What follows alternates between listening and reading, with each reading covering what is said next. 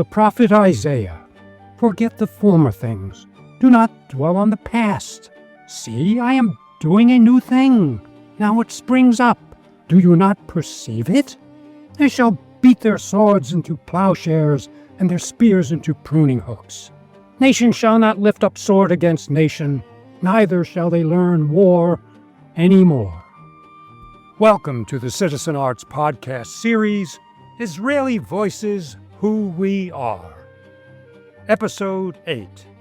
Many of the Israelis whose voices are heard throughout this Citizen Arts presentation come together in a forum to share and debate views about matters at the heart of Israel's past, present, and future. Hello, everybody. Shalom. It's wonderful to be with all of you together. We've been on quite a journey, haven't we? Let's start off by imagining we're back in time in a small region of the Middle East known as Palestine. It's 1946. A small piece of Palestine is on the brink of becoming a sovereign nation called Israel. What are we seeing? It's the same. We're seeing growing austerity towards the end of the British colonial hold of Palestine. Shlamit. We're seeing a vibrant society. There's a lot going on. There are different unions and organizations. There are 3 underground Jewish movements trying to battle against the British Palestine mandate and bring independence to Israel. At the same time, some Jews are having great time in cafes and in the evening dancing with British soldiers. I think this theme of committing to the serious topics while having fun is something that is a thread in our history. I'm Noah. I think we feel a lot of hope, a lot of fear. Menachem and say 60,000 ultra-Orthodox people, they really don't know what they expect for. They never experience a country, a Jewish country. Zionism was not on their radar. No. Eyal here. Another thing you see is the small Jewish settlements, the kibbutzim. Part of the Zionist movement was to set the boundaries of the borders of Israel. Levi, you also see a population that's partially devastated from the Holocaust, and that's frustrated with the British siding with the Arabs because we joined the British Army and everything during the World War II. And when the war ended, the British returned all the discriminating laws against the Jews called the White Books. It's a very frustrated Jewish population here is striving for a state. You mentioned the British siding with the Arabs. Where do the Arabs fit into this picture? Where are they? What's their relationship at that time with the Jews? It's Nissim. A big chunk of the Arab elite left what was called Palestine at the time. So I think the leadership is very, very weak at the moment. Shlamit. It's actually Muslim Arabs communities because the Christian Arabs were not similar to the Muslim Arabs. The Christian Arabs were part of the Arab elite of Jerusalem. You can find them hanging out at the YMCA and at the cafes in Jerusalem. Their interests were varied. They did not all want the same thing. Was there an overt conflict at that time between Arabs and Jews in relation to what we're seeing today? This is Noah. There were so many kinds of groups in the Arab communities, also with the Jewish communities that came here. There were people that came from the Holocaust, there were people that came before that from Europe, and there were also a lot of people that came from Arab countries.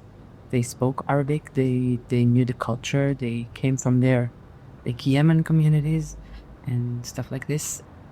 Was there a feeling within the Arab community that the Jews were interlopers? Sometimes relationship, it was bad, sometimes it was better. Some places it was really, really bad. In some places it was better. And all this started in Palestine way before 1946. This is Julia. It's important to put the creation of Israel in the context of nation-state building in general, which was happening around the world. I don't know that it was harder here because of conflict between Arabs and Jews. I think it was just hard here and everywhere to go against the status quo and try to create a nation. Levi, the first recognized Arab terrorist killing was in 1856. The Jewish rabbi was murdered for being a leader of the Jews. Then other killings. In the 1920s and in 1936 to 39, radicalization of the local Arab population. It can't be ignored. There were riots here. Jews were killed all around the country. By 1946, we're reaching a place where there's a lot of tension between the Jews and the Arabs. There's a lot of animosity and a lot of terrorist attacks against the Jewish community. Eyal here, like Ravi said, there were a lot of different dates that everyone in Israel knows, like 1929, 1936, etc. My grandfather, he was living in Haifa, which has always been a mixed city. But when he was a kid, his father got a stone thrown into his head.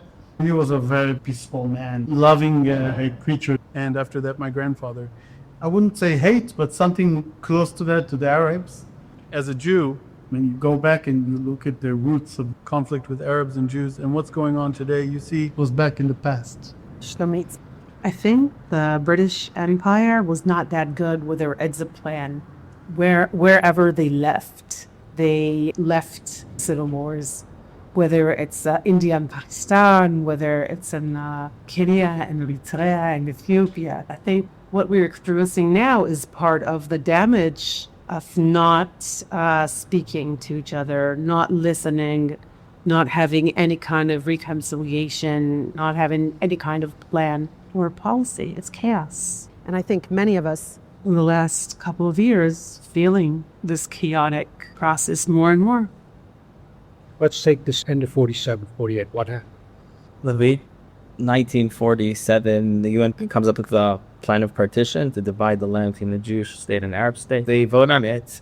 The map, although it's pretty ridiculous, the way it's kind of laid out, the Jews mainly get the desert, so it's from the Negev all the way south. But many Jews are happy and dancing in the streets after this vote. They're finally, after 2,000 years, getting out of the Jewish state. Although, ridiculously, we don't have Jerusalem and all this. And this is what Zionism is about. Not a Jewish state. That is modern Zionism. It's important to differentiate historical Zionism and like modern Zionism. Historically, Zionism is like the yearning towards Zion, towards Jerusalem, and something the Jewish people had since they left Jerusalem thousands of years ago. Jews always were praying towards Jerusalem when they come back to Jerusalem. This is Noah. You separated this historical aspiration of Jews from the political movement of the modern Zionist, right? Yeah. Modern Zionism would be the movement that was started in the late 1800s. The Zionist movements were like the other nationalist movements of the time, formation of nation states. Theodor Herzl and other Zionists feel Jews must have own homeland like other people have. That is necessary to survive as a people. Noah. At the time Zionism became important, Jewish people in many places, they became much more persecuted. Shlomit speaking. Haganah was Jewish fighters that largely later became IDF, Israel Defense Force. Haganah cooperated more or less with the British mandate in creating the Jewish state. But over time, they did things that were against the will of the British mandate. And some people, like in my family, were arrested, put in jail.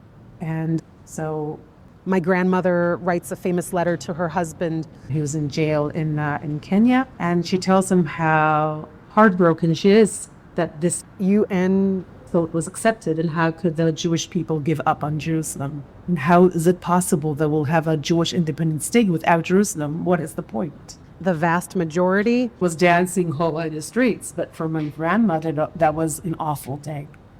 Levi, Ben-Gurion and the Jewish Agency accepted the map of the UN partition plan and declared the State of Israel. The Arabs started firing in Jewish buses and attacking different Jewish communities, and that's what breaks out the first stage of the war, which is basically a civil war between the Jews and the Arabs. And that's for 6 months. The Jews accepted it, planned, and the Arabs didn't. In May 1948, the Arab countries invade. Then there's a full-scale regional war. This is Noah. I think you have to think about the sentiment going on there.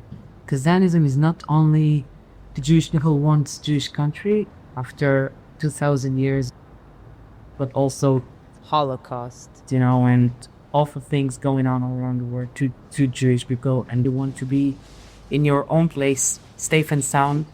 So you have this sentiment, and you are willing to fight for it. During this period, as the Jews were battling, certain Arabs in certain areas fled, and the Jews took over their property. Is this correct? I think it's correct. Shlomit speaking. It was also the Jews who lived at the time in the Jewish quarter in the old city. They had to flee because the Palestinians took over that area. A lot of Kurdish families moved into Arab houses when the Arabs fled to refugee camps. So this whole process, it's not just Jews taking over Palestinian housing, but it's also a problem of refugees moving from one place to another, being displaced. Zionism. At the end, the more the Israeli forces had more victories, there were more refugees. I don't think the prime motivation was catching their assets or something like that. It was just part of the war. There was tons of research about it. Some of the Arabs fled, but on decision, some of them were forced away. Levi, some were told by the Arab countries to leave their homes or they would be finished by the Jewish fighters. Felix, I think it's important to say that while the Palestinian refugee problem was being created, Jewish-Arab refugee problem was created in Europe, Africa, other places in Middle East. We have at least 2 people here that this is where their family came to because of persecution in other places. And like some Palestinians, some of us can trace ancestors here to centuries and centuries before. This is Noah. Yes, It's complicated. because at that time in this region, Jews fleeing Arab countries to come here. Levi, the numbers are around 700,000 to 800,000 Arabs, refugees in 1948 during the war. Around the same amount of Jewish refugees were kicked out of Arab countries that were told to leave overnight. The majority of the Israeli Jewish population today, actually around 55%, came from Arab countries, not from Europe. And the Arabs who left areas taken by the Jews during the war, where'd they go? They went into refugee camps in the Gaza Strip, in the West Bank, Jordan. They weren't integrated in other Arab countries. Shlomit speaking. Egypt refused to accept them, for example. Let's talk about what happened after the Jewish-Arab War and the establishment of Israel in 1948. Major historical events that shaped Israel into what we see now. I'm not talking just geography, I'm talking about its character, its culture. There was much established about the culture before Israel became a state. The B'Tzalel Academy of Arts was established in the beginning of the 20th century. You had competing theaters in Tel Aviv. You had cafes, banks. We had already different football teams competing against each other. Prior to 1948, many important institutions were already running. This is Noah. And we also had the debate that we have still now. Is Israel the Jewish state is a European state or is it an Arabic state? Do we need to speak Arabic? Do we need to speak English? Shlomit speaking. In the 1920s, when the Hebrew University was established, there's a big question, what is the language they're going to teach in? And it was obvious it's going to be in German because that is a language of the professors. But it was such anger in the Jewish community overall about it. And they were forced to teach in Hebrew. There were the many institutions and debates and culture prior to 1948. So there is an independent state that is recognized, but from daily life, it wasn't a big difference for people.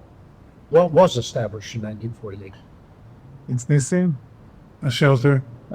Many more Jews started coming from all over the world. Noah? Yeah, you don't live under the laws of someone else anymore. You live under your own law, your own language, your own way of thinking. Now, Jewish people have the opportunity to understand themselves, to really understand who are we. Okay, what is Israel? A Jewish state by religion? By politics? Is it a Western democracy? Is it a socialist state? It's Nevo. The questions that are debate about our religion and our politics in 1948 and to today arise from history. and these questions divide us. Was Israel established as a Jewish state based on religious law, or was it established as an Israeli state based on a secular political constitution? This is Noah. I try to explain with Tunisia as example. Tunisia says in their laws after the French people left, they said, Tunisia is a Muslim country that is not under the Sharia law. So it's Muslim but democratic. So Israel is like a Jewish country, but it's not under the Bible law. It's a Jewish country, but democratic also. This is Julia speaking. It's important to have a larger historical lens when looking at how and when Israel was formed. Our organizing principles are not so different than some other nations that were born during the period after World War II. This is shift from colonial rule to national independence of people. It was happening all over the world. I would say there's a need maybe for renewed historical education about the way cultures and ethnicities have organized themselves. We were so used to look to Europe, but we went through a different kind of process back then. Like Israeli process was much more like the South African, West African states.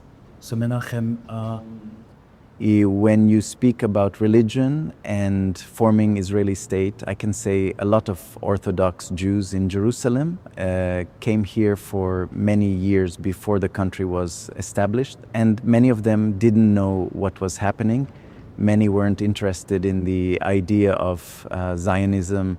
Their lives were centered around religion. They fear losing their Orthodox religious identity if there is Jewish state.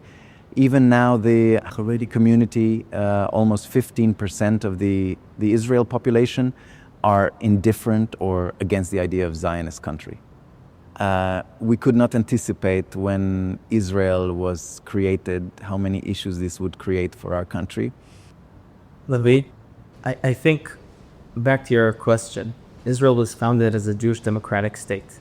I think that Jewish people, unlike Christians and Muslims, we are a nation with a history, we're an ethnicity, a distinct people. We have a religion. Most of the founders of Israel are actually Jewish atheists that believed in the history of the Jewish people, and they had the feeling of what makes a people, the common language and territory. So Jews are a people. Hundreds of thousands of Jews were living over here they lived in their history, that Jews as people lived here for thousands of years. Many Jews came over here understanding, especially after World War II, that the Jews need a homeland. Finally, was able to happen in 1948. Problem, I think, is Israel never defined what does that mean to be a Jewish state. Julia, it is complicated. This is a country where the majority is Jewish, but that doesn't mean that minorities don't have rights. They do have rights, and that's ingrained in the legislative system and the judiciary system. As in other nation states, the majority sets the norms, not always by law, but by practice. If 80% of your population is celebrating Christmas, then that's going to result in Christmas being marked and celebrated. You can intentionally make efforts to recognize other holidays and practices and cultures and traditions, and I think there's a lot of effort to do that on an educational level and on a public level. But at the end of the day, this is a nation state where the majority is Jewish, and it's the only one in the world. Shlomit speaking.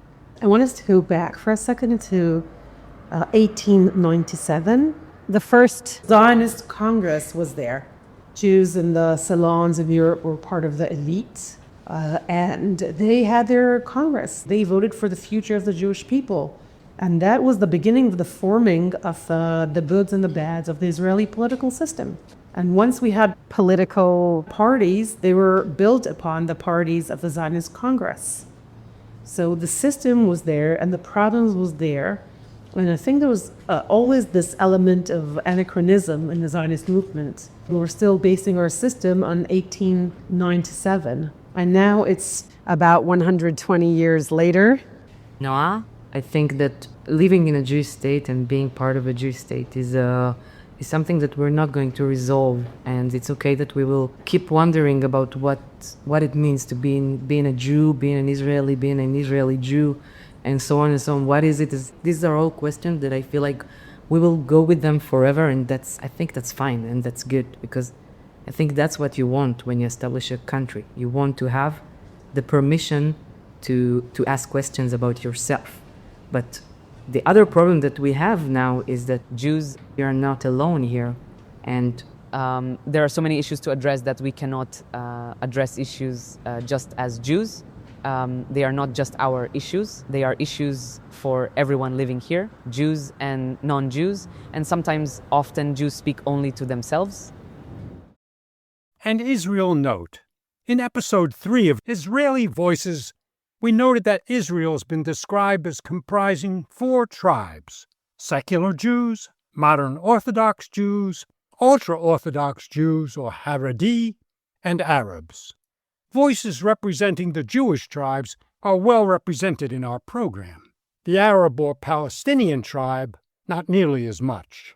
We've tried to correct this imbalance by reaching out to potential Palestinian participants. Most chose not to join us. This is understandable given the distrust and tension between Palestinians and Jews magnified by the Gaza war. We hope in the near future we can bring more Palestinian voices into our conversation about Israel, the West Bank, and Gaza. Menachem, I will not speak about Arabs and Jews, the relationship. I mainly can speak about the Haredi community and other Jewish communities. This is my expertise. In the beginning, we have about 60,000 people in the Haredi community. We have now 1,300,000 people, and we are doubling each 16 years. So that's mean it becomes a huge issue. There's a lot of pain and worry how Israel is going to look like in the coming years, because in 2050, I think that over 25% in Israel belongs to the Haredi community. It's a huge amount of Haredim, and the fact is the majority is not integrated in Israel. The fact is only 3% of our boys as matriculation. Education, that's mean they will not be a part of the Israel workforce, and most not going to the army. It's a huge issue. It's something that people like me try to do something to resolve the problem. We talk about opening more and more schools, because the fact is that all of our graduates, over 50% go to the army, and 80% is in the workforce. It's a good model to help Israel. Eyal, you said the word problem and failed to understand from your perspective what is the problem. You said problem, but you did not explain what you see the problem. It's a problem because it's not sustainable. If so many people is not a part of the workforce, and if so many people don't see Israel as their home, and they're not involved, they're not integrated, it's going to damaging Israel. You see what happens in October 7. There's so much pain in Israeli society. I can tell you by myself, I was involved and encouraged my community to go to the army, and I ran a huge campaign to encourage more and more Haredim to come, and I see it. We've ran some, but the numbers was very low. It's a huge problem, and also, as Jewish people, I think we need to be united. Our enemies don't see you as a secular or as an atheist. They see us Jews. I agree this is a problem, and it is not sustainable. How does the Haredi leadership see that? I would say there is no leadership. I can say there is no leaders. There are many local leaders, a lot of voices, and a confusion, but I can say, unfortunately, there is little leadership. Shlomit speaking. I've known you for years, and I admire the work that you do. I deeply feel that October 8th could have been the beautiful hour of the Haredi world, joining in forces, fighting the terrorists. But no Haredi came to help us, but even the Christian community supported us for 2 years. They came to fold laundry, to babysit, to fix electronics, to do everything. And I feel it could have been a beautiful hour of all Israel responsible for each other, for helping, assisting, delivering food, helping, but it was nothing. And the lack of leadership, which comes across as indifference, as you're not my brothers and sisters. And this breaks my heart. And what breaks it even more, and something I realized in the last couple of years, that a broken heart can be broken again and again, is the thought of what am I leaving to my 3 daughters? So their husbands will be 200 days in the army in combat, but the Haredim don't pay taxes, don't serve. We're trying so much to accommodate the Haredim In the army units. they can study, do other things for their religious life. The army is willing, and everyone, yes, let's help the Haredim, but the Haredim are not helping the others. And this is something that beyond our generation, what are we leaving to our sons and daughters? This divide of the people, those who serve the country, fight for country, and those who are protected to have their religious life but don't serve the country. I'm in the army, and I was a part of the writing those materials, how to protect the values and everything for the Haredi Who serve in the military. and I can tell you that there's a newer phrase that I like it very much. The trust is the new currency, right? There is no trust between the Haredi because of many reasons, right? I have a son, he also was in the army. Now in the reserves, and he will also tell you many willing to go to the army, but they don't want to lose our values. Right, it's a fact, and there was a lot of fear and suspicious. We want, That who came in as Haredi goes out Haredi. if this cannot happen, then I'm telling you, no more Haredi are gonna send their kids. to military. I know personally they feel so embarrassed about the fact they are not a part of it. So there is many, let's say, objective issues that you cannot resolve in one night, but education is the best way to make it happen. Our organization, We started with 14 boys for 12 years ago. Now we have thousands and thousands of boys and girls. You can see, we have movement. but absolutely, I'm saying I'm not going to resolve the problem alone. it's too huge, but we're gonna do something that really gonna reduce the problem. I am optimistic, absolutely. It's Naval. I think you're doing a really important thing. And my question is, how do you think that this problem could be solved internally versus externally? I mean, like from within the community, because there is a gap by what you said is the community's leadership. Aren't there places where the state need to provide support to bring the Haredi more into Israeli society, and the state needs to set goals? You know, I know from outside it's going to be very hard to influence the community. You need agents from inside, you need people motivated and people understand the need, they have their pain. And we have a lot of those kinds of people. Yes, absolutely. The change is going to come inside and bottom up. It's not about leadership from outside. That will not work. Just make more distrust that Israel society seek to change. Haredi, Make them lose their values, culture. It's Nissim. I'm gonna say something that is a little harsh. I'm done, fed up. I don't want to pay any more tax to support Haredi lifestyle. You don't want to be part of our society? Don't be part of it. Right now, it's a huge community, a big piece of Israeli population that is getting bigger and bigger because of deformed economical incentives.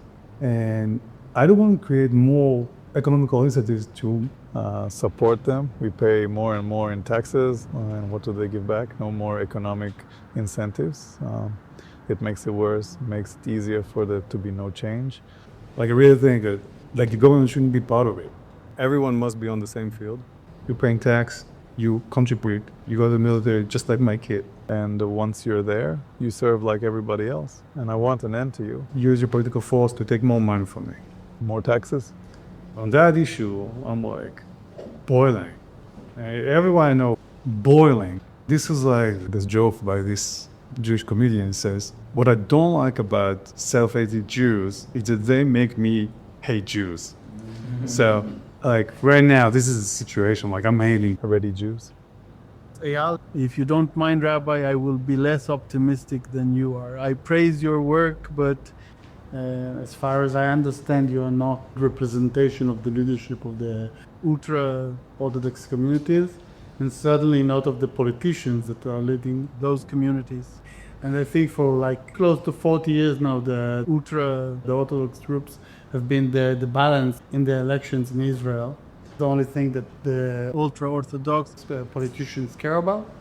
And the only thing they're striving to do is to get more money into their causes and not do anything for your education movement and the other things that you mentioned. Right. And the power is just increasing because of, as you said, the population of Haredi is growing faster. The rest of the Jewish population is becoming smaller by comparison. So I'm not that optimistic.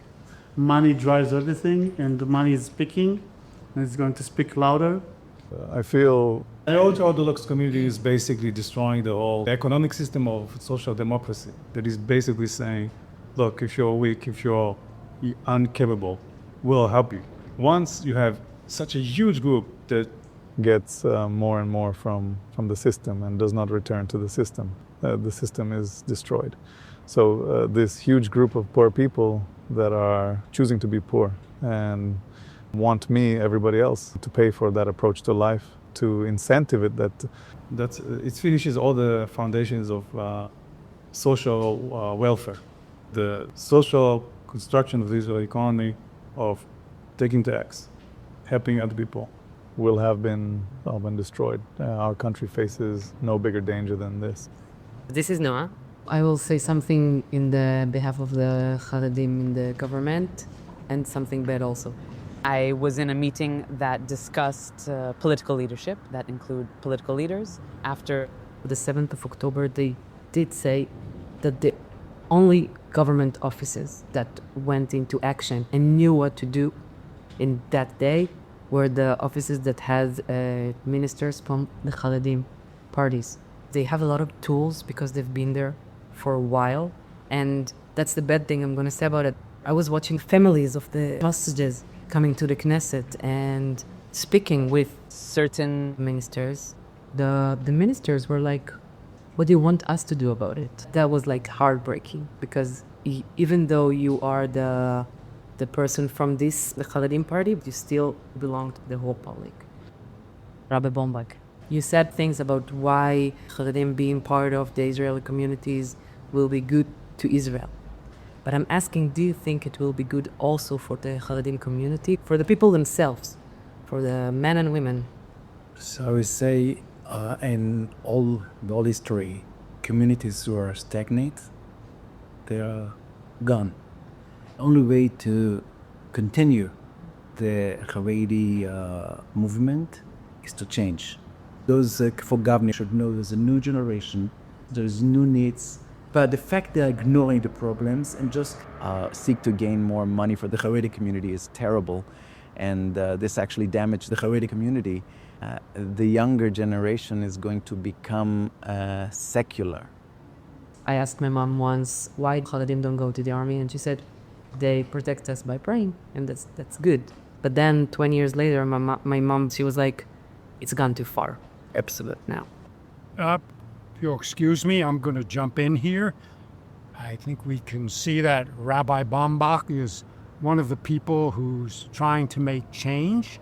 It takes courage to take on people who will oppose you in your own community and to deal with the understandable frustration and anger in much of the rest of Israeli society. Our friend believes the solution is best found through education, and he's got the training and the dedication to fight for this solution. Now, education isn't a quick fix, but it may be the only fix. So getting to know him and his work could be part of the solution. Thank you. And on to our next topic, economics. Did you know Israeli gross domestic product per capita ranks about 30th in the world. Did you peek at my notes? Yes, I did. Okay. And what are some of the countries Israel ranks ahead of in GDP per capita? I did not see that. Oh, this was to surprise you, like Japan, Spain, South Korea, Czech Republic. And that's with the Haredi, 15% of the population not being that productive. Okay, point taken. And so I'm asking, what accounts for this? How has Israel put this together? It's Nissim. I think at the end, it's the human assets. And we got a lot of talent.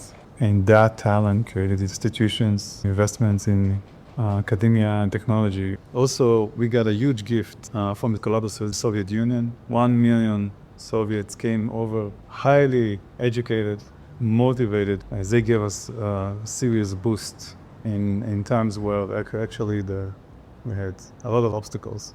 Even in days we had major issues with giving basic services to the citizens. We kept on investing in human talent that we got, either it's from Europe or from Russia or from America.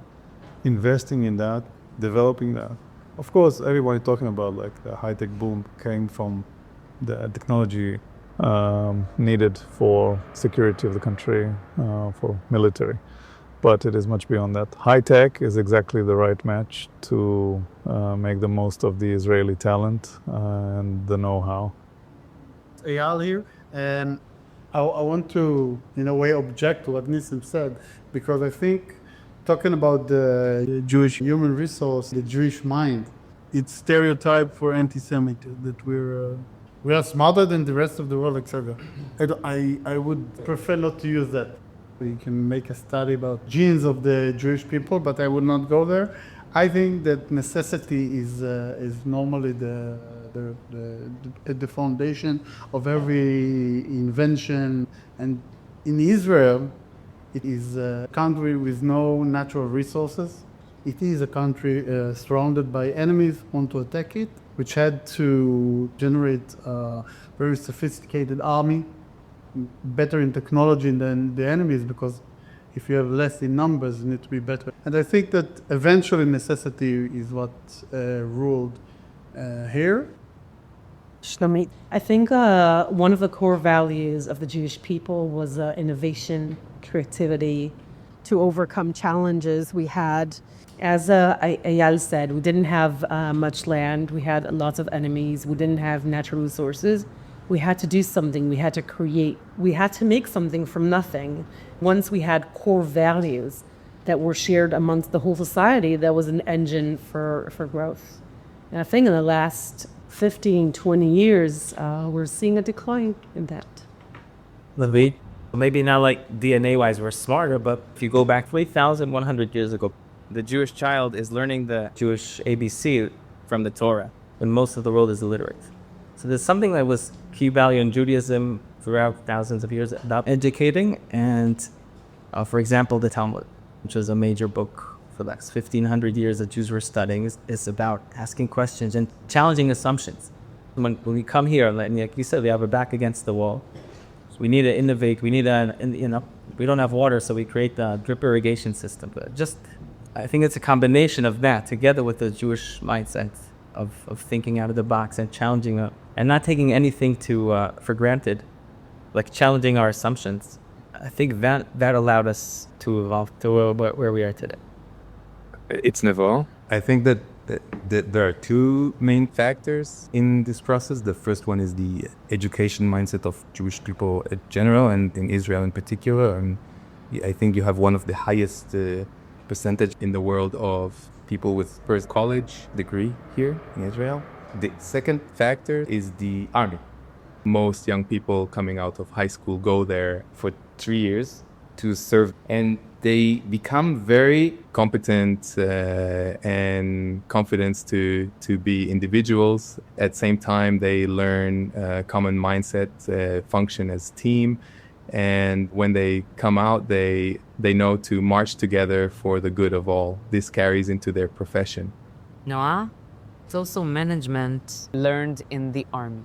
I just had an interview with a very senior army officer. He said when I was 23 and I had 100 people under my command. I was like, okay, that's being a manager.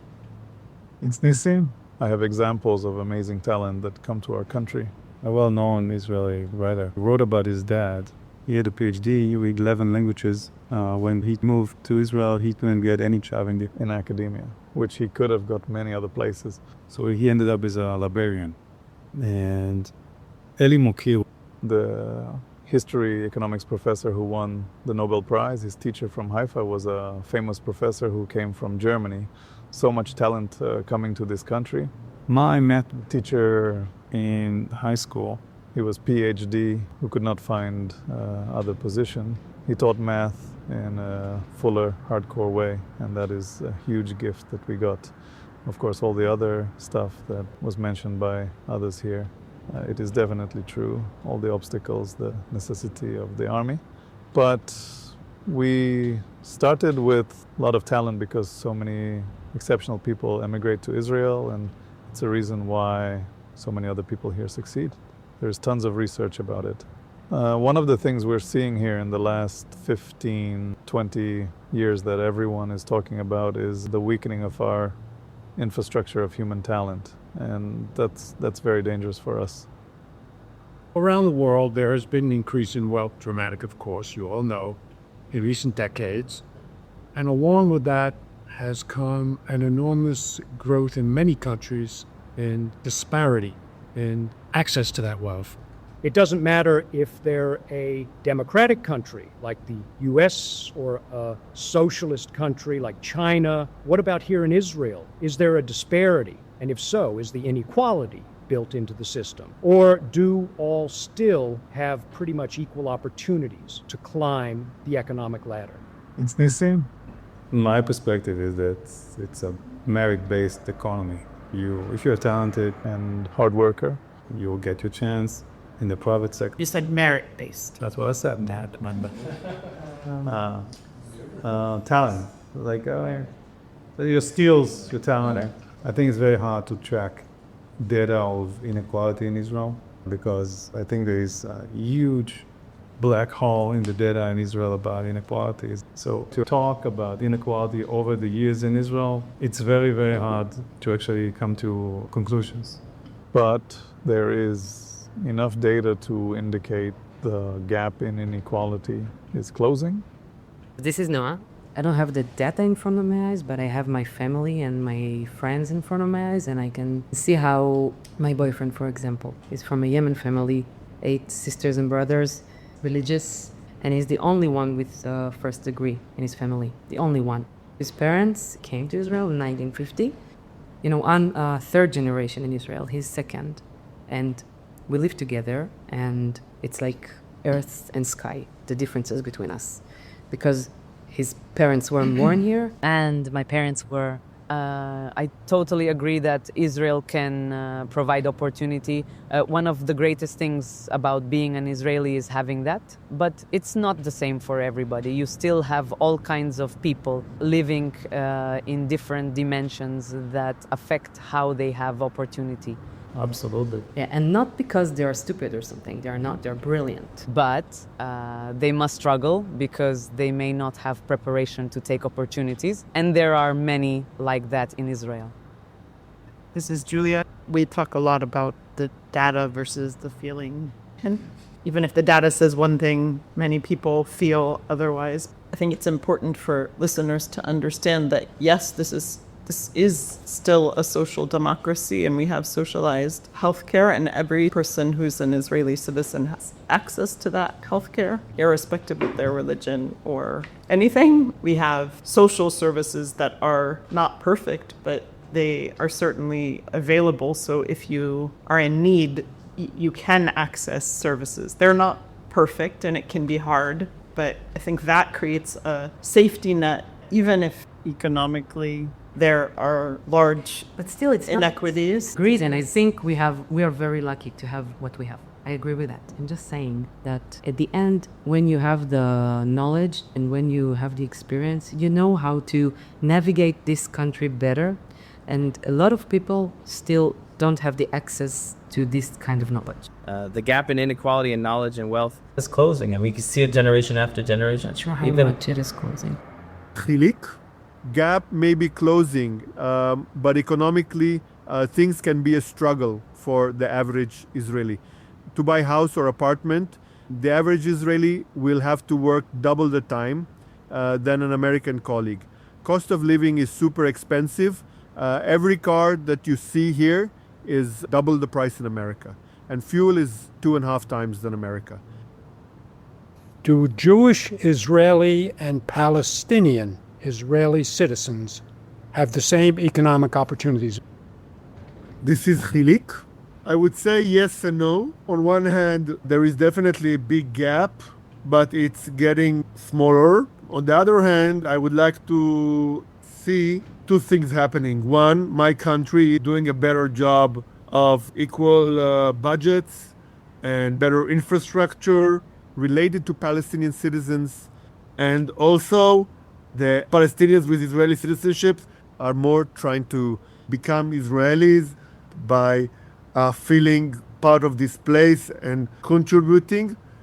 Levi? I think pretty much many of the universities have a high percentage of Arabs, which shows that they actually do have opportunities. On the contrary, when I enter university, I'm 21, 22, after my 3-year service, when they're 18, they already start their life going straight into university.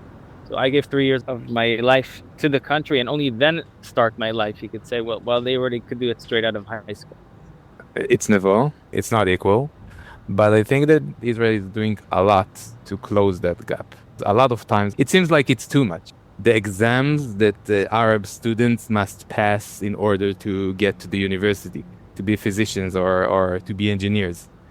It's a much lower threshold. It's Nissim. One of my closest friends and probably my richest friend is Muslim. And he was 30 years ago dirt poor. He went to Technion, which is like the MIT in Israel. But I'll tell you in general, two things.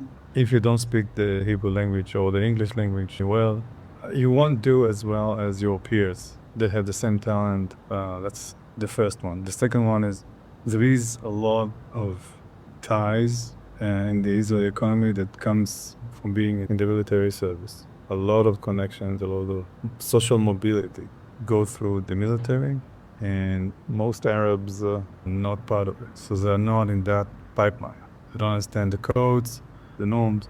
Specific individual can jump over that barrier and progress. But if you look at the majority, they don't catch up as the Jews. That said, if you look at the economic progress of the Arab society in Israel, it's progressing as the Jewish society progresses. Eyal here, and I would like to pick up where Nissim stopped. I fully agree with him. Let me say first, the majority of the Israeli Jews will say Arab Israelis and not Palestinian Israelis. An Israel note. A lengthy discussion ensued about what to call Palestinian Israelis. We decided to leave it out and instead refer you to episode 3 of Israeli Voices, which presents a concise review of this complicated, sensitive topic. Now, back to Eyal. Nissim, I have an example like you. 2 days ago, I was with a friend. He has a startup. He's an Arab guy. He employs about 15 people. An impressive business. We're thinking of investing in his company.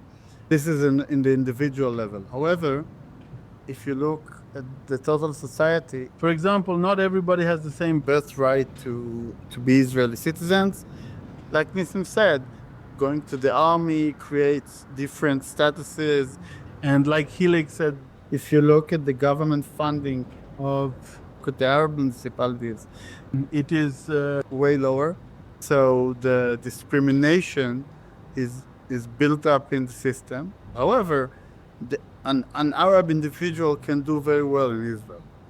This is Julia speaking. I think it's worth explaining what you meant by discrimination. There are practices that result in discrimination, but that doesn't mean that they are policies or laws. That's a very important distinction, right? We are a country that is Jewish and democratic. I would like to say that everyone knows at least 2 laws who creates different statuses. One is Chok HaShvut, who says that some people have rights in the state of Israel different than other people. For example, my relatives can immigrate to Israel while my Arab friend's relative cannot. An Israel note. Chok HaShvut in English is the law of return.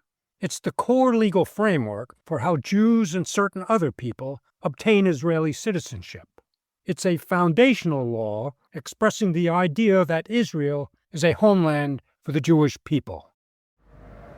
The other thing is the government has passed a law which put more depth into the Jewish state thing, creating very clear, let's say, statuses between Jewish and non-Jewish. That being said, people have rights to vote, and they pay the same taxes, get the same rights to study and everything else, but we're not equal. By the definition of Israel, this is a Jewish state. The purpose of the state of Israel was to give a home to the Jewish people, not to the Arab people, not to other people. Listen here. I partially disagree with Eyal. The right of every Jew to come and live in Israel is the right of that Jew that is not a citizen of Israel. It's not that you have a right that gives you preference over citizens of Israel, if Jewish or not. So it's not inequality between citizens here. It's a right preserved to Jews who might want to move here one day. The other issue mentioned by Eyal is in the national law. It's prioritized Hebrew over Arabic in some way. This is Julia. Prior to when the law was passed, Arabic and Hebrew were both official languages by policy that wasn't implemented in any case, because a dual language policy has everything by law translated into both languages. So in Israel, we had two languages, Arabic and Hebrew, and essentially they changed the status of Arabic to having a special status instead of being an official language. I don't agree with that, but it wasn't that there was enforcement of bilingualism in public spaces. But there is no doubt you make a political statement about equality by changing the status from being two official languages to having only one. Eyal here. I want to add something so I will not be misunderstood. You know, like in the US, a lot of people would tell you that when a cop is arresting someone, then the darker you are, the more chances that he will mistreat you. When someone is being arrested in Israel, the same law applies to the Arab and the Jew. Everyone is being treated bad. Yes. What I meant that there are some fundamental things in the state of Israel that creates differences between populations. Some of them are by practice, but some of them have a base in the Israeli law. Hi, it's Shlamit. I just want to mention that some of the best physicians I met were Arabs. You can find that some Arabs are very involved in the economical life and they're equal, but it's not the same for everyone. If you are a Muslim male in East Jerusalem, it is easier for you to gain good education and find a good profession than if you're a female and you live in East Jerusalem. There's been a major effort to improve the education in the eastern parts of Jerusalem. And we know that some of the best schools in the country are Arab schools. So I'm hopeful because I think Israel is doing better with the education amongst Arabs, but there's much more that needs to be done. Thank you. All right. How do you feel about Israel's actions in Gaza post October 7th, 23? It's Nissim. I'll just say that every urban warfare is horrifying. And in Gaza, you're fighting someone who doesn't care that his own citizens will die. It's a nightmare. And that impossible situation is intertwined with the fact that we're still in trauma after October 7th and the rage felt in our country afterward. Israel was in terrible threat. All the north was evacuated, and some places in the south, of course, and drones and missiles all day long from Iran as well. Not so much stress and pressure. That said, I saw some stuff from our military that I'm not proud of in Gaza. I think that in every criteria, the history of modern warfare and urban warfare, we are probably at the top of trying to do the right thing. This is Levi. Gaza is obviously a complicated situation, and there's no good outcome from war. I think October 7th is the worst thing that happened in Israel's history, and I don't think that the government dealt properly with the whole Gaza situation. Hamas is still in control in Gaza. It's a terrorist organization supported by the people. The world, for some reason, see the people of Gaza as innocent civilians, when they're the ones who elected Hamas back in 2005 and supported them to take over the Gaza Strip. It's generalizing, but the majority of them support Hamas. The hostages were paraded in the streets of Gaza. The innocent civilians of Gaza were almost lynching them. It's an area who went to war against Israel, doing the worst atrocities, and they're still attacking us. I was a soldier in Gaza, and I saw the aid that's taken over by Hamas, truck after truck after truck. Hamas is able to recruit more people through that aid that the world demands we send in. It was the hardest thing I ever did. Seeing it with my own eyes, half a mile away from me, Hamas taking the trucks. Eyal, put in context, I'm from Be'eri. I had armed terrorists in my home while I was with my kids in the safe room. I had about 100 people I personally know murdered on the day. In my opinion, everyone who was involved in the October 7th massacre should die from the Palestinian side, even if it's 5,000 or 10,000 or 20,000 terrorists, even if it takes 20 years and even if it's during some kind of peace. Everyone was involved, just like the Nazis. And Israel note, Eyal's accounting of what happened in Kibbutz Be'eri is in episode 1 of Israeli Voices. In a more, broad approach, I think Israel went to a justified war or operation in Gaza, but my country had no real plan for Gaza and no real end game. Add to that some ministers saying really horrible things like atom bomb on the Gaza Strip and things like that from the radical side, and you get terrible things done in our name for no need. And take all of that and get the result that the Hamas is still standing. And I have to ask, what were we doing for 2 years in Gaza?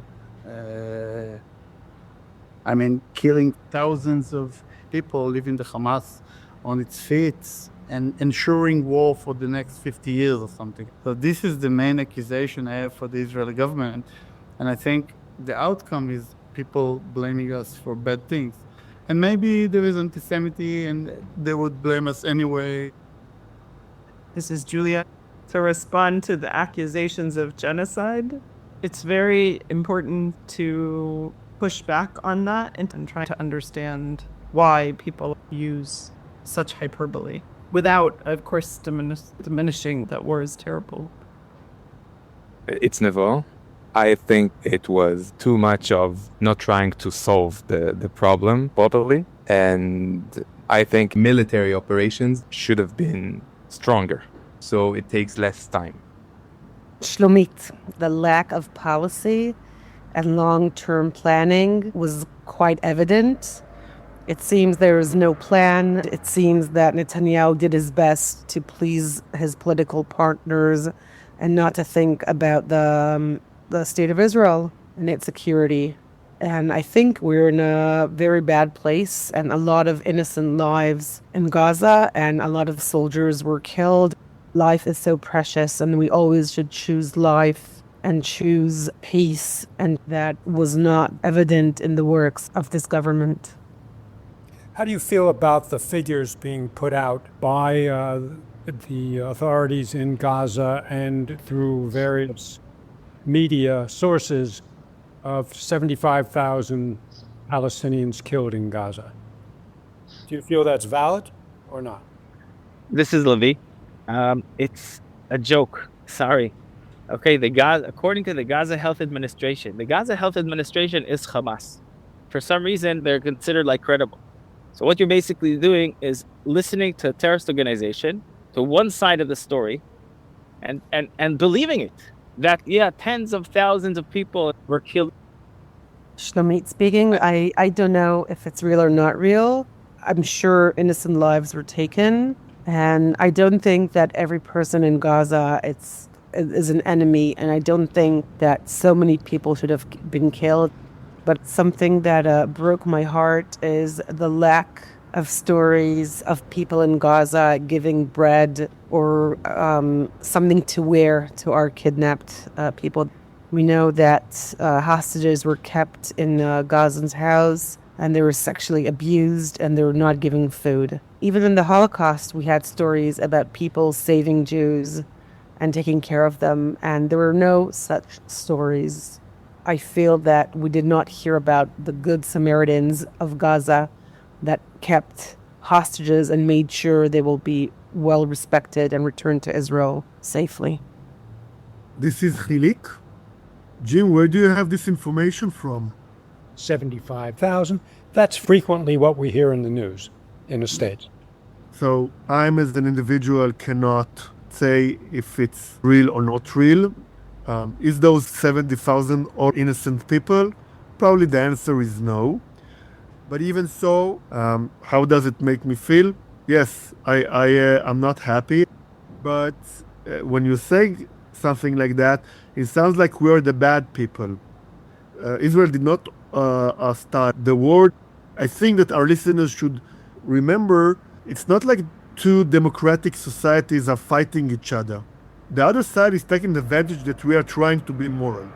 Are we always moral and succeeding of being to the highest standard? The answer is definitely no. Are there innocent people that were killed? Definitely. I wonder if Israel is held to the same moral standards as others. And I have my own answer. I don't hear anyone else complaining about other countries doing horrible things. Israel is always the villain. I want to clarify something I said. That figure that's bandied about is total casualties. What is not clear is how much of it was military and how much of it was civilian. I'm curious, what have you heard in Israel for casualty figures on the Gazan side? It's never. I've heard those numbers in the media. I'm also a survivor of the 7th of October who had terrorists in his backyard, and I heard them shooting and do everything. You experience that. You deeply understand that your country, before everything else, she's obligated to your safety. And because the enemy keeps saying he wants to do it again, I expect my country to give me and my family security at all costs. This is the number one priority that you expect from your country. You don't expect to, as a citizen, to die or to be afraid for your life or for your children's life. It's Shlomit. I think the numbers is something that is a piece of information that is ever changing. There's no number that can give us the full scope of the disaster For Jews and Palestinians. Let's talk about whether there is a solution for what's happened and in some ways is continuing to happen in Gaza. It's never. I think the only way is military. As long as Hamas won't let go of their arms and is determined to kill us, we'll have to go back and do another military operation there. If there's a solution that Hamas say that they don't want to kill us and they accept Israelis to be here, so of course it's better. But as long as they keep repeating their charter, which says destroy Israel, there's nothing to talk about. It's got to be more military operations. Nevo, does this represent for you a change in attitude about Gaza from pre-October 7th? Yeah, it's a 180 degrees. I grew up and thought I understood where I am and who sits on the other side of my border. But now I do not think peace is possible with Hamas. Now, it's okay for me to demand the security of myself and my family from my country, no matter what the costs are. This is Hilik. We went to a war that was forced on us, but my government didn't plan what will be the end game. Nevo mentioned that he turned 180 degrees. Even after October 7, for me, remains the same solution. I'm what is now a very small minority among Jewish Israelis who think it's still the two-state solution. So after saying that, I have to admit I'm less optimistic than I was. I thought that I will see peace in my life. Now I'm not so sure. I can only think about when are we going to see any change with the Palestinian attitude. I want to see zero Palestinian coming from Gaza. Zero. When you're ready to come and be civilized and talk again and stop using all means to destroy us and to create terror and killing in Israel, we will be happy to assist. Shlomit speaking. I feel quite similar to Chilik. As a religious woman, I feel that seeking peace is one of the commandments that might be the hardest thing to do, especially during times of war and atrocities, but that is something that I have to obey to. That is the meaning of my name, Shlomit, which means peace in Hebrew. And I feel that Israel cannot say that it did the best to pursue peace. I think this war was justified until a certain point. And from that point, it became a war either to conquer Gaza and build settlements there or to save Netanyahu from losing his government. And although it was a just war, I think it did not end in a just way. And I believe that we have no other future than peace. And there are the beautiful words of Etty Hilsum, who was a Dutch Jewish philosopher. She was killed during the Holocaust. In her diaries, she writes that sometime God needs our help and our prayers. We're very strong people, and we must find a way to live in peace in this part of the world. It's Nevo. I agree with Shlomit and Chilik. The people of Gaza are gonna keep on living here, and we're not gonna move them all. But I believe, especially now, that the way to do it is to make them realize we're here. And we're gonna get to a peace agreement or to some kind of status quo that both sides are okay with is by a lot of strength. Strength will give us, in this region of the world, the way to have peace. This is Levi. The best thing would happen is the world can take in the people of Gaza, spread them around the world, give them a new life. Hamas has been turning Gaza into a living hell. There's no way we can keep on living side by side with them. With all what they educate their kids is to hate us and kill us. That's what it is. And there's no future for that. Are you saying then, Levi, that the Gazans should be removed and Israel should annex Gaza? Yes, I think the Gazans should be removed. Okay, they're living there as refugees for almost 80 years now. And it's wrong. Give them a chance to be somewhere, to start their life again. It's not going to be in Israel for obvious reasons. Eyal here. The opportunity on October 8th, 2023 was tremendous for Israel. We were never in such a good place internationally. So if anyone had a plan, it should have been executed on October 8th, when every leader in the world would, back us up, not just killing people. Now, I don't know, I hope there's someone smart after Bibi. This is Noah. This feeling never went away during this war. No one is telling us what's going on. I think that every person that did something during this war did it from this position. So it means that the soldiers that went to Gaza, they were in this position. And sometimes it means that you are doing the right thing. And sometimes it means that you're not doing the right thing. I'm a journalist. I interviewed people that went to Gaza, soldiers, and I heard the stories. Some of them were amazing. Really, really people that are heroes. But some of them were in trauma. It's crazy. We went through that. We don't even understand how crazy it was. Every day you wake up to terrible news and no one really gives you something to hang on to say, okay, this war is going to end with this and this and that and that. I'm speaking about the feeling that we had towards our leaders. They just left us like this. And they are still leaving us like this. I'll try to say it in Hebrew, and maybe Julia, you can help me translate. יש לזה את ההשלכות של זה. There are consequences because of that. Yeah, exactly. So the consequences are also that maybe some soldiers did some very bad things in Gaza. Maybe a lot of soldiers did some very bad things. I think maybe what I'm saying is that I'm just part blaming them. I also blame our leaders that left us like this. What Noah said really resonated with me. The narcissism that is carrying all of our leaders right now is just a poison in our society. They are not motivated to bring us to a better place. They're motivated to protect themselves and their coalition.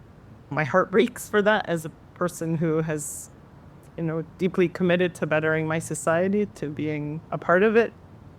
It's Nissim. I think we have the worst government in the history of Israel. That said, there's nothing to do with Gaza as long as it's being ruled by people led by radical Islam ideology. It's going to be failed, and they're going to shoot more rockets, and we're going to fight them again. I agree with Eyal and Nevo. There was an opportunity maybe to crack down entirely on Hamas. Either we couldn't do it, or we wouldn't pay the price for our soldiers and the price for the lives of Palestinians in Gaza in order to do it.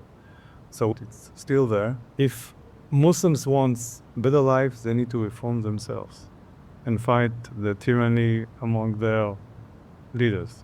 It's not just in Gaza. It has to be their own agency. It's not for Israelis to decide.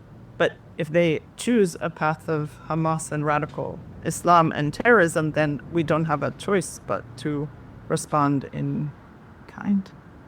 This is Noah. I used to have a connection with Palestinians from the West Bank and from other parts of the world who understand why the Jewish people need to be here and need to have their own state. It's not big as Hamas and it's not big as these Islamic radical perspectives, but it's existing. But in Israel, it's the radical time. In Palestinian places, it's the radical time. And in the United States also, everywhere. Take it to the maximum. Our leaders and Hamas leaders and everyone's leaders, they are willing to sacrifice not only our bodies, but also our souls. And that's what happened in these 2 years. The people of Israel, the people that went fighting, they wanted to fight for our security, and they had all the best intentions in that. But they didn't know that their leaders will sacrifice their soul for that. Okay, we're going to turn to the West Bank now. As you know, there was an announcement from the Israeli government that changes the equation established by the Oslo Accords decades ago. And it could have significant ramifications for Gaza and for perceptions worldwide about Israel. It's complicated because the situation as it existed prior was complicated. You know this. When you drive into the West Bank, you are entering one of the craziest, mixed up, confusing places on earth. Lavi, let's start with you on this one. You've lived with your family in the West Bank for many years. I think, first of all, the world, and especially the Arabs in the West Bank and around, need to understand that we're not going anywhere. This is the land of our forefathers. We finally, after thousands of years, came back. We won it in a war that the Arabs started. We ended up winning the war. Okay? We didn't start the war. We ended up winning the war that they started. And we're here to stay. We're not here to give up. We didn't dream about this moment for so long. I think if the Arabs living in the West Bank would want to live side by side with Israel, it could have worked. But when you educate generations to hate and kill, there is no future regarding that. We have terrorists living a mile away from Jerusalem. As you know, many people in the world believe that Israel is occupying the West Bank and that the land is Palestinian land. According to the international law, Israel is not occupying the West Bank. Although there's a lot of propaganda against Israel, it's disputed territories. You cannot occupy land. There was never a sovereign state. There was never a sovereign state called Palestine. Palestine is the name of a region that was given. Secondly, how could you tell a Jew in the hills of Judea that he is not indigenous to the land? This is the land where we came from. This is land where Jews have been living there for thousands of years. How do you feel about Israel annexing part of the West Bank? I think today, especially after October 7th, it's very clear that Israel is not withdrawing from the West Bank. A two-state solution literally means Israel committing suicide, giving up the high ground. That's saying, let's invite the next October 7th to happen, but this time not at the southern end of Israel, but in the heart of Israel, in the mountains overlooking the coast. I think annexation is probably a good move. And why not? Don't we have a right to annex a land that we won by a war that they started?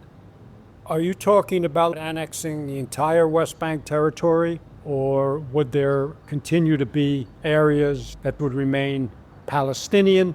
I think the world should open its gates and ask Arabs if they want to relocate from the West Bank and start your new life. Not in a refugee camp. There's over 20 Muslim countries in the world with populations of hundreds of millions. I think they can take in Arabs living in the West Bank. But if they want to stay, I'm not going to kick anybody out of their home. But they understand they need to respect the laws of the land. They need to respect Jews living there. I'm against ruling over them in area A and B. In those places, I think they should have their autonomy. It's pretty much what's going on now. It's just the Palestinian Authority is so corrupt. Israel doesn't want to rule over 2 million Arabs in the West Bank. Give them their own self-control, but they need to understand not to support terrorism. So, in conclusion, I'm for annexing Area C, A and B, being autonomy under a righteous Palestinian Authority. And Israel note. In episodes 4 and 6 of Israeli Voices, we visit the West Bank, taking in its tranquil, gorgeous desert panoramas, seeking to understand its tumultuous, sometimes violent ways, describing the 3 areas of the West Bank set up by the Oslo Accords, sections A, B, and C. And we explain recent government actions that might be setting Israel on a path toward annexation. Lavi, do you have a point of view about Israeli settler militants who have been attacking Palestinian farmers and other people in their villages? Are you talking about like what's called the settler violence? Yes. There's more than 500,000 Jewish people living here. We're talking about a few dozen people that cause problems, and I'm against it. We have laws in the country, and we have a court system that should bring justice. I'm definitely against violence against people, but I think it's totally blown out of proportion when you call it settler violence. 500,000 people didn't do violence. It's part of the propaganda against the Jews here. Nissim, Lavi has a point. The uncontrolled violence by a militia of some of the small group in the settlements movement, pushing tons of violence against Palestinians all over the West Bank. That is super shameful. As an Israeli, as a Jew, that is the biggest stain on this government and the current regime of how they're dealing with things. Eyal here, and I have a very simple explanation for the West Bank and other things in Israel. There is a small group, like Lavi and Nissim said, and maybe not more than 15% of Israelis whose views are represented by the extremists. It was Bibi Netanyahu said that the solution will be a two-state solution, and the extremists in Israel have no desire for a solution, surely not such a solution that includes the Palestinians, the non-Israelis, giving them power to control the government, to do things that surely Bibi Netanyahu would not want to do. I would say that their number one purpose at the moment is chaos, is in Israel, in the West Bank. Their main hope would be to replace them, put someone in charge who doesn't have a trial on his head, nor extremist in the government, and then maybe more positive things will happen. It's Shamit speaking. It's a crime that Israel is doing in the West Bank, taking land of innocent farmers. I think it's going to turn on us badly. Yeah, this is Hilik. I agree with Shlomit. I disagree with my government in the two-state solution. We have the right to live in Israel, and Palestinians have the right to live in Gaza and the West Bank. I want to get your sense of, given all that's been happening with Israel and the Palestinians, what do you think is the attitude of your Arab neighbors about Israel? This is Noah. I think that the most popular idea is that Israel shouldn't be here. It's like a colonist country and so on. But there are lots of other people that thinks differently. I know about my friends that are women. They want to have opportunities to live their life, and they want to travel the world, and they want to fulfill themselves and achieve their goals and dreams. And I think that most of them doesn't really mind if there is a state of Israel, as long as they don't feel like Israel is the thing that prevents them to have their own life, to be free. Julia, I think that after October 7th, an understanding for me really shifted. Before that, I thought, it's Israelis, Jews, and Palestinians. And after October 7th, I understood we're just this tiny piece of something within a much larger geopolitical conflict where we are a stain on the Muslim world, where land that was once ruled by Muslims is now ruled by Jews, and that's unacceptable in Islam. It's up to the Muslim world to figure out how they can be okay with this tiny piece of land being ruled by Jews. It's Nevo. I think that in the Middle East countries, the people themselves will eventually see that it's better for them to accept us, and they will.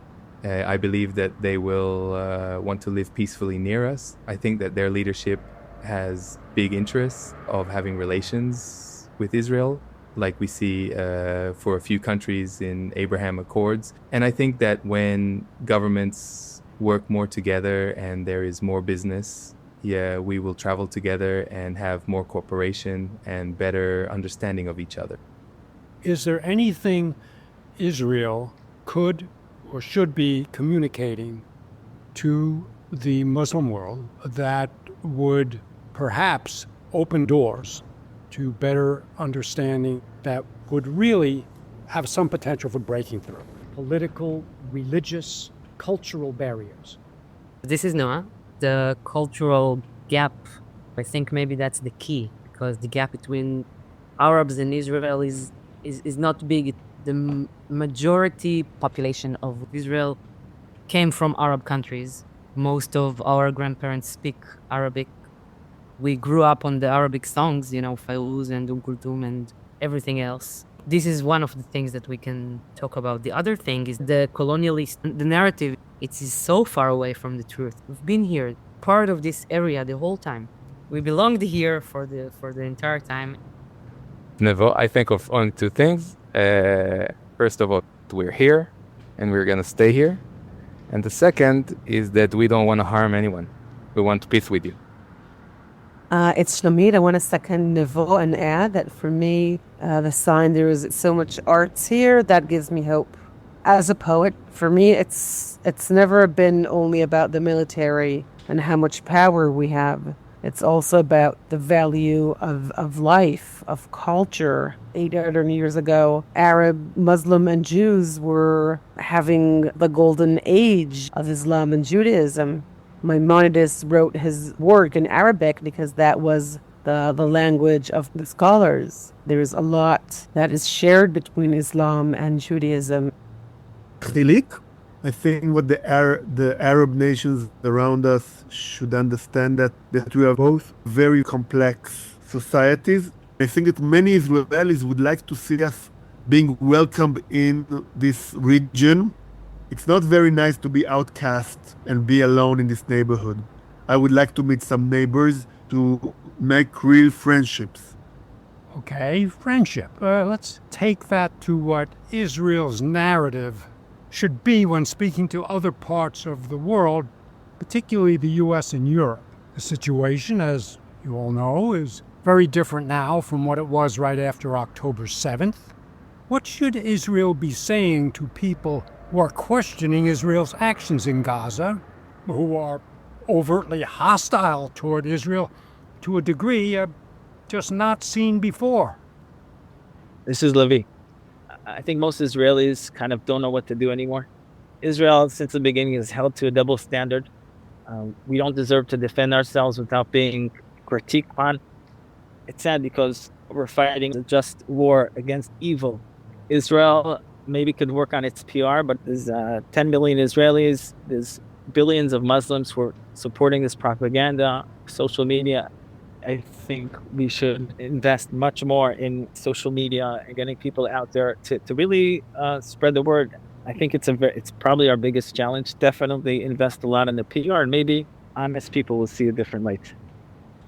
It's this in here. We are running against a propaganda machine that is connected to all the roots of anti-Semitism, but also is being driven by agents of chaos to fight Israel. As a democracy, to fight the propaganda, we should have our own digital army.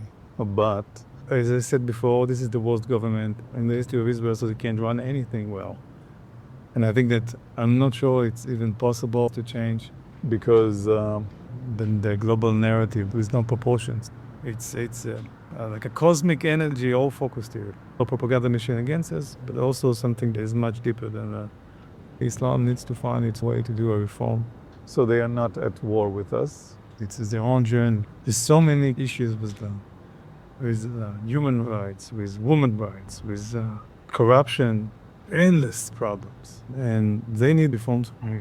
Some of those countries can be the richest countries in the world, but it's horrifying what's going on.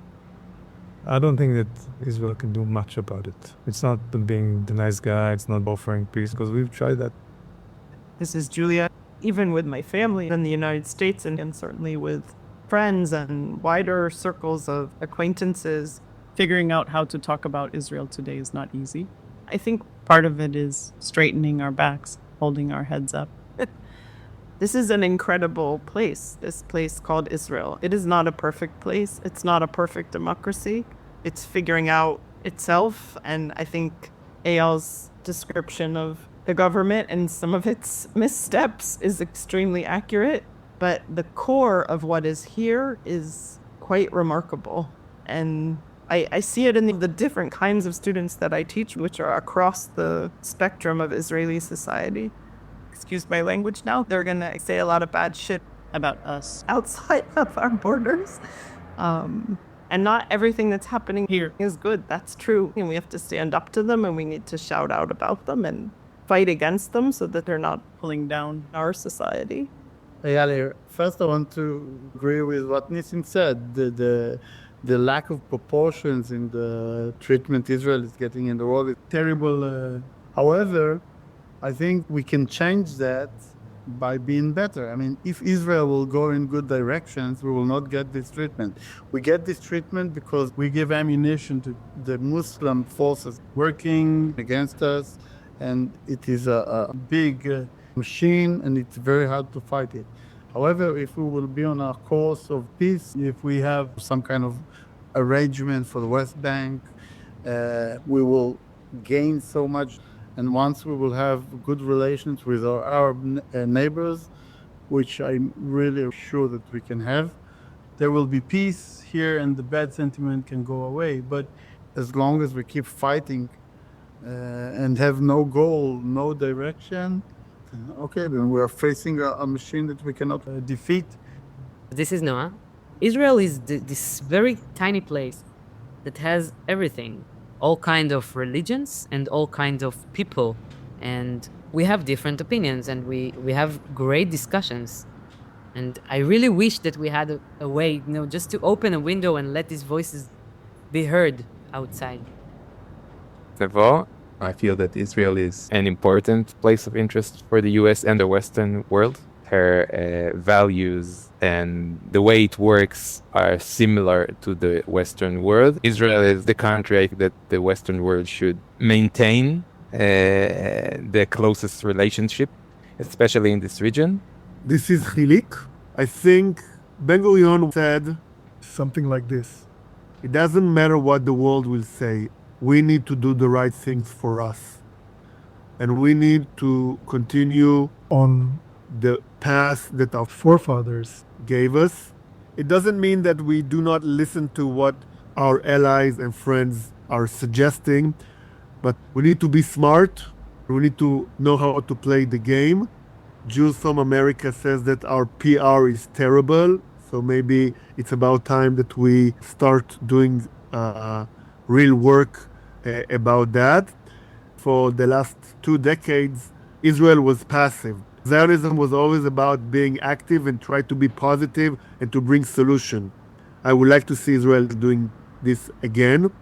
I would suggest that is because opponents of Israel have gained the upper hand in framing what Israel is, and because Israel itself has not, as you might say, in an active, positive way, projected what Israel is. It's lost the storyline. It's never. I'm hopeful because I think that we are at the worst position ever at right now. I think that there's a deep understanding in Israel that this field has to be played. And I think that once this is true, I think that Israel has all the resources and all the right tools to get this play right and to become from the last to the leading in this subject. Because I think that Chadshanout, help me out. Innovation. Yes, I think that innovation and startup nation, I think that all of those can really be a strong tool in shaping the narratives. And once Israel starts playing, I think she will win. What does being an Israeli citizen mean to you? Nissim, you want to take this one? I'm very proud to be an Israeli citizen. First, because I know what my grandparents had to go through to be here. And the fact that I live in an independent country ruled by us, the people, not some dictator. And we can just be whatever kind of a Jew we want. There's no obstacles. I'm proud that Israeli people are compassionate and will help you in the middle of the night. And people are open. Very, as Noah said, versatile, heterogeneous society. And after you peel a small layer of toughness, they are all soft and nice. Eyal here. I live my life complaining about the government and about everything that's happening. But then watching the Eurovision shedding with my daughter when Yuval Rafael is singing and cheering for Israel, wrapping up herself in the Israel flags. And we are shedding a tear. There is so much of courage and pride in our country. Julia speaking. My immediate family was connected to this place deeply, and the rest of my family was murdered in Poland in the Holocaust. So for me, this place is the expression of our endurance. As a people, we're an indigenous people who have reconstructed their nation state in modern times. And it's still a project that's unfolding and building. And I have a lot of heartache and criticism, but I hold on to its remarkableness. And as I said, stand up straight and be proud of what has been accomplished here as a Jewish state. It's never. I don't think that there is another state in the world where every person knows that if something will happen to him, his country will tear out the world to get this person back. This is a very strong statement by being an Israeli. Even if you don't agree with the government and the way we do that and everything, at the end of the day, that is what matters the most. This is Hilik, being part of a very, very long chain. This is number one. Number two, you know how like you says fish out of the water? So in Israel, I'm fish in the water. It's the only place that I can feel in the water. After saying that, it's a very hard relationship that I have here. I can't live outside, but it's very difficult to live here, especially since October 7. Shlomit speaking. There's so many layers of identity and reality. There's so many narratives that are happening at the same time. There's so many things that connects people to this place, whether it's the language or the culture or the freedom or the history. This is Levi. Being an Israeli is being a proud Jew, living the dream of his forefathers that were dreaming to live here in the last few thousand years, and appreciating that I'm the one who got to do that. That's what it means for me to be an Israeli. So this is Noah. To live here is to understand that this country will always break your heart. Because you connected deeply by soul, by heart. You live the past, you live the present, you live the future. You always think about the generations that has been and the generations that will come. And you kind of live it all together. And I think it's very unique. We're at the end of our forum. A final question. What do you most hope for Israel in the coming years? Eyal here. I hope for the state of Israel to be a modern country, a normal country, a country of, that's constructing and not deconstructing. Because now we are a country deconstructing itself. We've achieved so much in just under 80 years of the state of Israel, and we can achieve much more. This is Julia speaking. I identify with what Eyal said, in that we move towards reconstructing and towards further modernity, and that means making hard choices and commitments to the minorities in our population, and de-escalating extremism and pulling ourselves back to the center. And I hope and pray that we make that decision and that we don't turn towards the margins, towards, tearing it all down and deconstructing it. This is Noah. I told you that when we met on Jaffa. My biggest hope is to take my car and drive it from Israel to Lebanon and Syria and Iran and Turkey and then to Europe, and just get to all these countries freely and in friendship. Listen here. I hope that we'll go back to a better leadership that has more sincere values. I hope that we can deal with the ultra-Orthodox challenge. And I hope that the U.S. won't lose hope regarding Israel, because without the U.S., it's a pretty dire situation here. With all our success, we are using the American market, the American opportunities that were given to us. And largely, I hope the Western civilization will remember why it became the Western civilization and protect those values. It's Shlomit speaking. I wish Israel to have a different leadership. I think we're in a very special moment in history that both U.S. and Israel and lots of parts of Europe, we all share the lack of leadership. I would like to see a responsible adult that will understand it's their responsibility to maintain citizens content and happy and feeling they share the same society and they share the same values. No more friction and anger and violence between the different groups in the society. And I would like to see a government that is accountable to what happened on October 7th on their shift. Never. I hope that as a result from the circumstances that Israel has been through, she can show the world how to get out of the dividing politics crisis that the Western world is at. I think Israel might be the place where we start showing the world how can it be done. This is Hilik. I hope for Israel to be Elysee idealistic society, as according to Theodor Herzl's vision. He described perfect society when Jews and Arabs lives together. A perfect society that take care of the weak levels of society. Everybody works for the better good of everyone. This is something that I grew up and I want to still to believe that we can achieve it. This is the essence of Zionism. This is Levi. I hope, first of all, as a society, we learn to work out our differences and respect each other. There are different types of Israelis that we have here. I think that's the most essential thing. It's because when we're unified as a people, our enemies have a hard time getting to us. I would hope for our enemies to step down and understand we're not going anywhere and stop challenging us and stop testing us. I'd hope for raising my kids in a normal world without this crazy reality we live in. Menachem. My greatest hope that we should understand we have enough enemies outside. Now it's a time to be together, to respect each other, and to find the common interests and the common goods.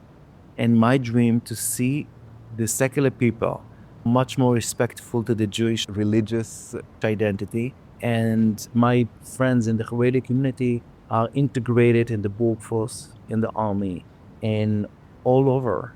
And just joining together, working together, and respecting together. Once we have this, I think Israel is going to be in the best place ever for the next 80 years.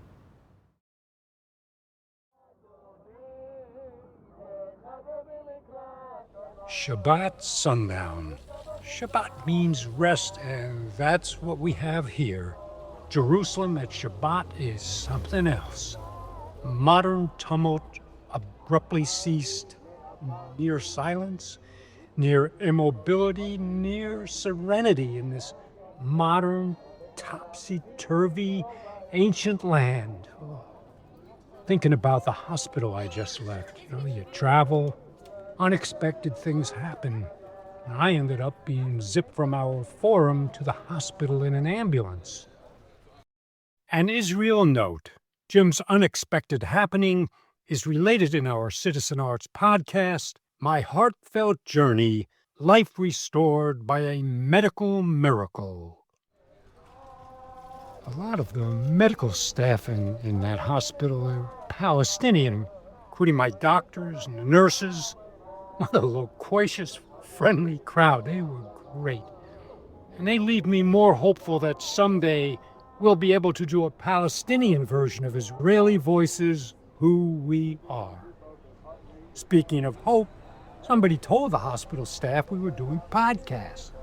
And they asked if it was about the Gaza war.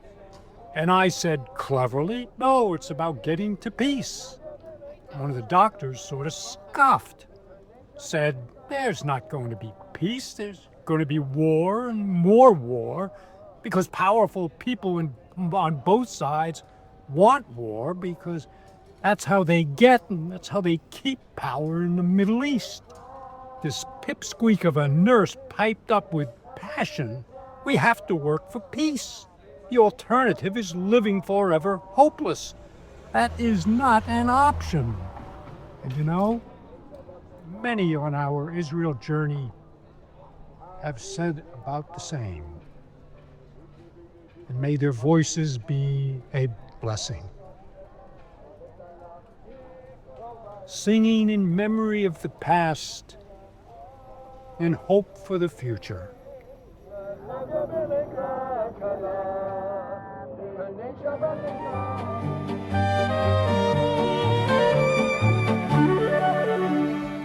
Thank you for listening to Episode 8 of Israeli Voices, Who We Are.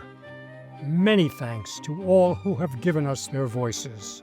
Boundless gratitude to Eyal Ben-Zvi, Rabbi Menachem Bambach, Noah Borstein, Nevo Garfunkel, Lavi Krasman, Shlomit Neor, Julia Shlam Salman, Nassim Salman, and Rasul Sada.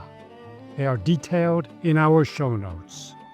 Citizen Arts is a not-for-profit 501c3 educational organization that seeks to present constructive, compelling information, ideas, and opinions about important civic, social, and cultural matters. We very much welcome your feedback.